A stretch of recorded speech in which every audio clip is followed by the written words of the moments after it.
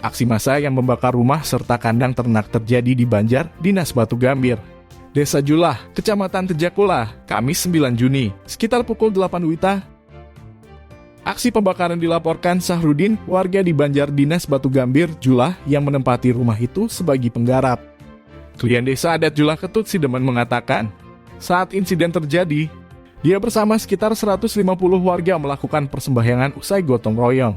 Usai persembahyangan, dia memberikan arahan kepada warga soal riwayat tanah dua pura tersebut yang sudah ada sekitar abad ke-8.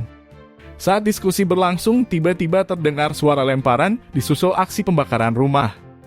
Kata Sidemen, lahan yang menjadi lokasi pembakaran rumah itu merupakan lahan sengketa. Namun dari putusan pengadilan hingga tingkat Mahkamah Agung, lahan tersebut dinyatakan sah milik desa adat Julah. Bahkan lahan itu bagian dari dua pura desa Julah. Keberadaannya diperkuat dengan sertifikat. Meski demikian, lahan tersebut ditempati orang Baruy yang mengklaim tanah tersebut adalah miliknya. Disebutkan pula lahan itu berupa lahan bersejarah. Terdapat banyak situs di sekitar lahan itu. Bahkan ada 20 lembar prasasti ditemukan di sana. Sementara bangunan yang konon ditempati penggarap itu sudah ada sejak lama. Sidemen mengaku tidak mengetahui kejadiannya secara pasti. Tiba-tiba massa membakar satu unit rumah di lahan tersebut, serta satu buah kandang sapi. Kapolsek Tejakula AKP Ida Bagus Astawa mengaku masih mendalami motif perusakan rumah yang dilakukan sejumlah warga di Desa Julah.